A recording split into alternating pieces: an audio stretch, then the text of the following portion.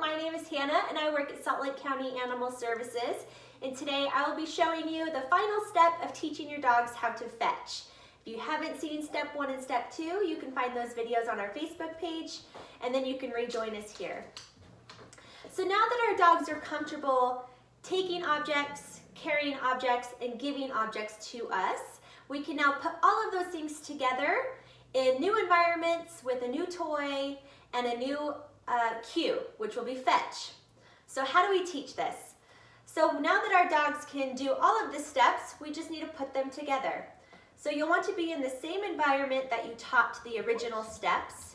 Bring out your new toy. For me, I chose a tennis ball since that was my goal toy. And I'm going to do a few repetitions of the things Yosemite already knows. So he knows to go get the toy when I toss it a few feet away and bring it to me. Once he's doing that a few times, I will add my word. I will say fetch as he goes to get the toy and bring it back to me. And I'll do that a few times until he starts connecting that fetch is the same thing as going to get the toy and bringing it back to me that he did in the other steps. Once he's comfortable fetching it on cue, I can now move to a new environment.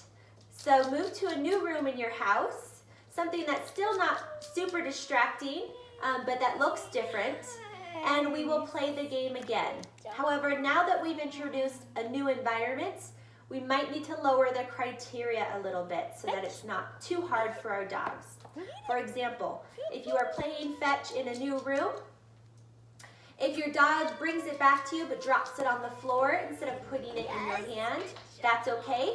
We can refine that after a few repetitions.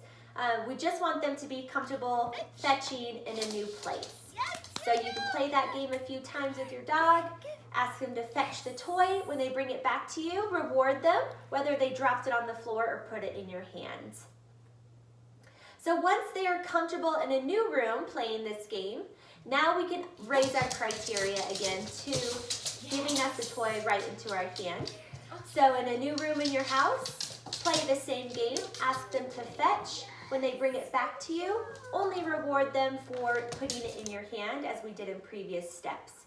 So fetch, bring it back to me, and put it in my hands.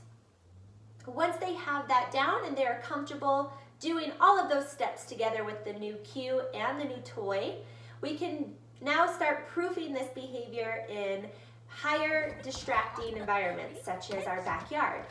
So once they're comfortable, we'll move outside. We'll play the same game. We'll ask them to fetch. And we will have a puppy party every time they bring that toy back to us and put it in our hands.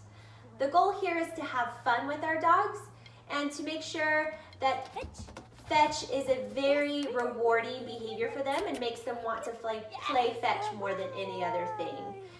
To make this game in distracting environments highly rewarding. So make sure that you are rewarding them, praising them every time they bring that toy back to you. And soon you'll be able to play fetch at the park, in different areas like that where it's not your own house and it's highly distracting for your dog. I hope that you enjoyed teaching your dog how to fetch. Let us know how it works for you guys. Now that you've taught your dog how to do this behavior, we can morph it into other fun, exciting behaviors. So now your dog can maybe carry the mail inside for you, pick up items that you've dropped on the floor. They can put their toys away in their toy box. And now the sky is the limit. Now that our dogs know these foundation behaviors, we can teach them many other fun things. If you'd like to learn more about Salt Lake County Animal Services, please visit our website at adoptutahpets.org, or you can find us on Facebook. Thank you.